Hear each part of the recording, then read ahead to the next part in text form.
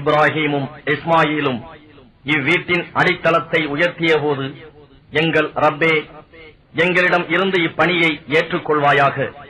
நிச்சயமாக நீயே யாவற்றையும் கேட்பவனாகவும் அறிபவனாகவும் இருக்கின்றாய் என்று கூறினர்.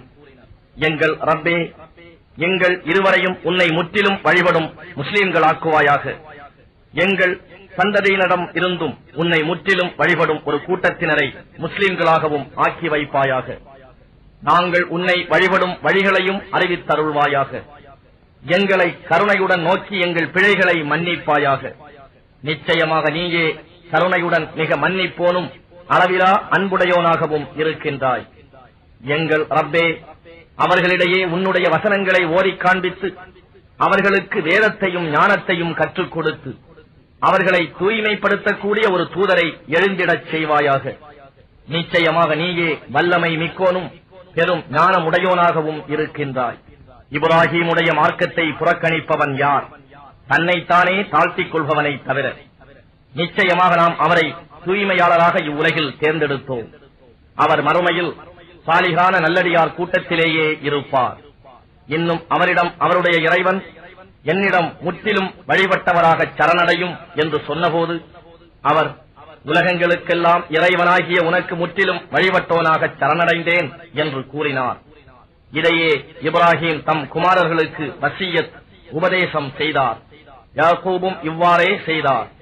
அவர் கூறினார், என் குமாரர்களே, அல்லாஹ் உங்களுக்கு சன்மார்க்கத்தை இஸ்லாமை தேர்ந்தெடுத்துள்ளான். நீங்கள் முஸ்லிம்களாக அன்றி மரணிக்காதீர்கள். யாக்கூபுக்கு மரணம் நெருங்கிய போது நீங்கள் சாட்சியாக இருந்தீர்களா? அப்பொழுது அவர் தம் குமாரர்களிடம், எனக்கு பின் நீங்கள் யாரை வணங்குவீர்கள் என கேட்டதற்கு, உங்கள் நாயனை, உங்கள் மூதாதையர் இப்ராஹீம், இஸ்மாயில், இஸ்ஹாக் ஆகியோரின் நாயனை, ஒரே நாயனையே வணங்குவோம், அவனுக்கே முற்றிலும் வழிபட்ட முஸ்லிம்களாக இருப்போம் என கூறினர். அந்த உம்மத் சமூகம் சென்றுவிட்டது. அவர்கள் சம்பாதித்தவை அவர்களுக்கே, நீங்கள் சம்பாதித்தவை உங்களுக்கே. அவர்கள் செய்து கொண்டிருந்தது பற்றி நீங்கள் கேட்கப்பட மாட்டீர்கள். அவர்கள் கூறுகிறார்கள், நீங்கள் யூதர்களாக அல்லது கிறிஸ்தவர்களாக மாறிவிடுங்கள், நீங்கள் நேர்வழியை அடைவீர்கள் என்று.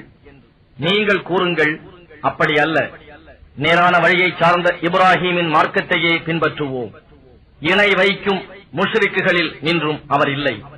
மோமீன்களே, நாங்கள் அல்லாஹ்வையும் எங்களுக்கு இறக்கப்பட்ட வேதத்தையும் இப்ராஹீம், இஸ்மாயில், இஸ்ஹாக், யாக்கூப் இன்னும் அவர் சந்ததியினருக்கு இறக்கப்பட்டதையும் மூசாவுக்கும் ஈசாவுக்கும் கொடுக்கப்பட்டதையும் இன்னும் மற்ற நபிமார்களுக்கும் அவர்களின் இறைவனிடம் இருந்து கொடுக்கப்பட்டதையும் நம்புகிறோம்.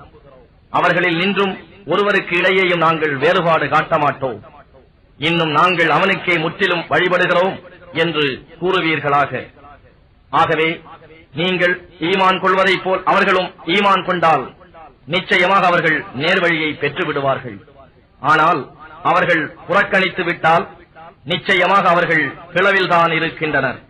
எனவே அவர்களின் கெடுதல்களிடம் இருந்து உம்மை காப்பாற்ற அல்லாஹ்வே போதுமானவன்.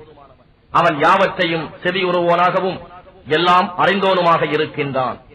இதுவே அல்லாஹுவின் வர்ணம், ஞான ஸ்நானம் ஆகும். அவ்வர்ணம் கொடுப்பதில் அல்லாஹுவை விட அழகானவர் யார்? அவனையே நாங்கள் வணங்குகின்றோம் என கூறுவீர்களாக. அல்லாஹுவை பற்றி நீங்கள் எங்களிடம் தர்க்கிக்கிறீர்களா? அவனே எங்கள் ரப்பும் உங்கள் ரப்பும் ஆவான். எங்கள் செய்கைகளின் பலன் எங்களுக்கு, உங்கள் செய்கைகளின் பலன் உங்களுக்கு. மேலும் நாங்கள் அவனுக்கே கலப்பற்ற ஈமான் உடையவர்களாக இருக்கின்றோம் என்று நபியே அவர்களுக்கு நீர் கூறுவீராக. இப்ராஹீமும் இஸ்மாயிலும் இஸ்ஹாக்கும் யாக்கூபும் இன்னும் அவர்களுடைய சந்ததியினர் யாவரும் நிச்சயமாக யூதர்கள் அல்லது கிறிஸ்தவர்களே என்று கூறுகிறீர்களா? நபியே நீர் கேட்பீராக, இதை பற்றி உங்களுக்கு நன்றாக தெரியுமா அல்லது அல்லாஹுவுக்கா? அல்லாஹுவிடம் இருந்து தன்பால் வந்திருக்கும் சாட்சியங்களை மறைப்பவனை விட அநியாயக்காரன் யார்? இன்னும் அல்லாஹ் நீங்கள் செய்பவை பற்றி பராமுகமாக இல்லை. அந்த உம்மத் சமூகம் சென்று விட்டது. அவர்கள் சம்பாதித்தவை அவர்களுக்கே, நீங்கள் சம்பாதித்தவை உங்களுக்கே. அவர்கள் செய்து கொண்டிருந்தது பற்றி நீங்கள் கேட்கப்பட மாட்டீர்கள். மக்களில் அறிவியினர்கள் கூறுவார்கள், முஸ்லிம்களாகி அவர்கள் முன்னர் நோக்கியிருந்த கிபிலாவை விட்டு திருப்பி விட்டது எது என்று. நபியே, நீர் கூறும், கிழக்கும் மேற்கும் அல்லாஹுவுக்கே உரியவை, தான் நாடியவரை அவன் நேர்வழியில் நடத்தி செல்வான் என்று. இதே முறையில் நாம் உங்களை ஒரு நடுநிலையுள்ள உம்மத்தாக, சமுதாயமாக ஆக்கியுள்ளோம். அப்படி ஆக்கியது நீங்கள் மற்ற மனிதர்களின் சாட்சியாளர்களாக இருப்பதற்காகவும், ரசூல் நம் தூதர் உங்கள் சாட்சியாளராக இருப்பதற்காகவுமே ஆகும். யார் நம் தூதரை பின்பற்றுகிறார்கள், யார் அவரை பின்பற்றாமல் தம் இரு குதிங்கால்கள் மீது பின்திரும்பி செல்கிறார்கள் என்பதை அறிவித்து விடுவான் வேண்டி கிபிலாவை நிர்ணயித்தோம். இது அல்லாஹ் நேர்வழி காட்டியோருக்கு தவிர மற்றவர்களுக்கு நிச்சயமாக ஒரு பழுவாகவே இருந்தது. அல்லாஹ் உங்கள் ஈமானை, நம்பிக்கையை வீணாக்க மாட்டான். நிச்சயமாக அல்லாஹ் மனிதர்கள் மீது மிக பெரும் கருணை காட்டுபவன், நிகரற்ற அன்புடையவன். நபியே, நாம் முகம் அடிக்கடி வானத்தை நோக்க காண்கிறோம். எனவே நீர் உகக்கும் கிபிலாவின் பக்கம் உம்மை திடமாக திருப்பி விடுகிறோம். ஆகவே நீர் இப்பொழுது மக்காவின் மஸ்ஜிதுல் ஹராம் பக்கம் முகத்தை திருப்பிக் கொள்ளும். முஸ்லிம்களே, இன்னும் நீங்கள் எங்கிருந்தாலும் தொழுகையின் போது உங்கள் முகங்களை அந்த கிபிலாவின் பக்கமே திருப்பிக் கொள்ளுங்கள். வேதமுடையவர்கள் இது அவர்களுடைய ரப்பிடம் இருந்து வந்த உண்மை என்பதை நிச்சயமாக அறிவார்கள். அல்லாஹ் அவர்கள் செய்வது பற்றி பராமுகமாக இல்லை.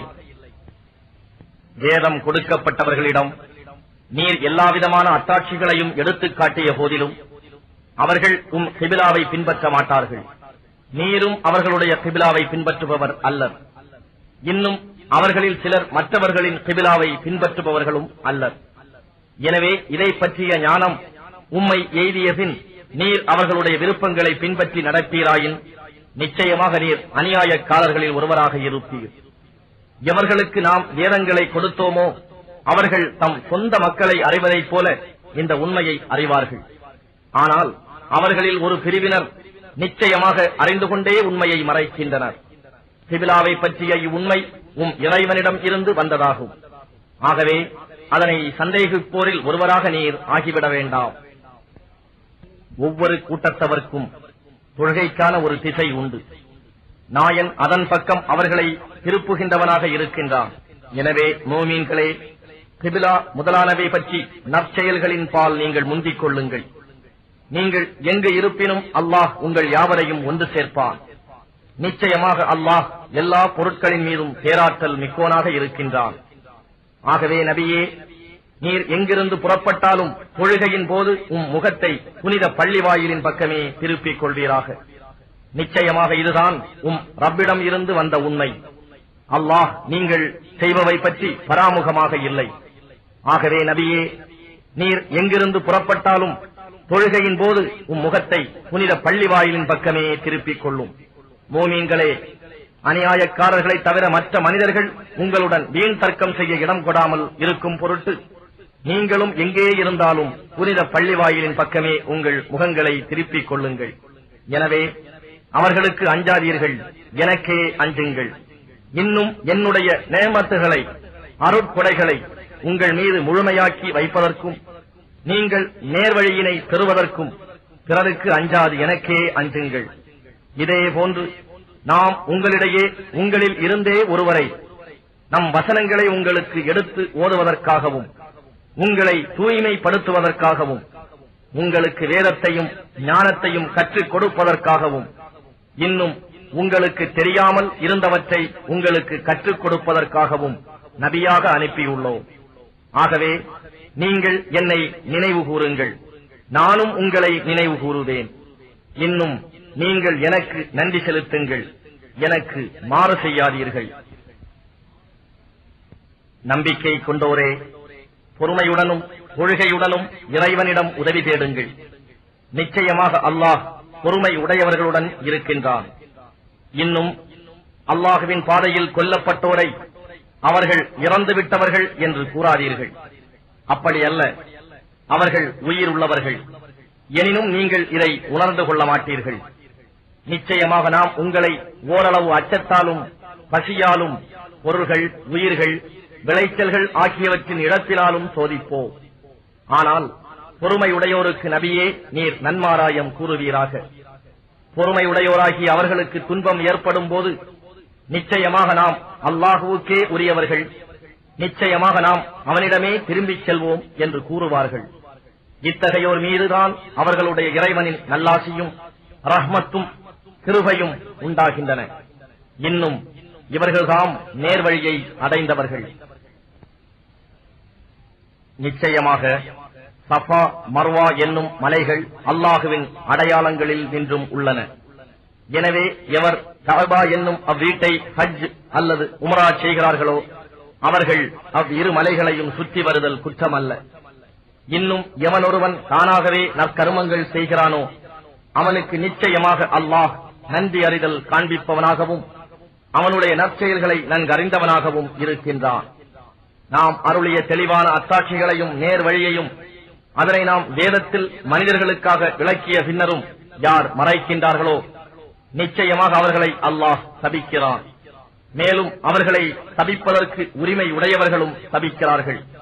எனினும் யார் தங்கள் தவறுகளுக்காக மனம் வருந்தி தங்களை திருத்திக் கொண்டு இன்னும் உண்மையை எடுத்துக் கூறுகிறார்களோ அவர்களை நான் மன்னித்து விடுகிறேன். நான் மிக மன்னிப்போனாகவும் அளவிலா அன்புடையோனுமாக இருக்கின்றேன். யார் இவ்வேத உண்மைகளை நிராகரிக்கிறார்களோ இன்னும் நிராகரிக்கும் காபிர்களாகவே மதித்தும் விடுகிறார்களோ நிச்சயமாக அவர்கள் மீது அல்லாஹுடையவும் மலக்குகளுடையவும் மனிதர்கள் அனைவருடையவும் சாபம் உண்டாகும். அவர்கள் அச்சாபத்திலேயே என்றென்றும் இருப்பார்கள். அவர்களுடைய வேதனை இலேசாக்கப்பட மாட்டாது. மேலும் மன்னிப்பு கோர அவர்களுக்கு அவகாசமும் கொடுக்கப்பட மாட்டாது. மேலும் உங்கள் நாயன் ஒரே நாயன்தான், அவனை தவிர வேறு நாயன் இல்லை. அவன் அளவற்ற அருளாளன், நிகரற்ற அன்புடையோன்.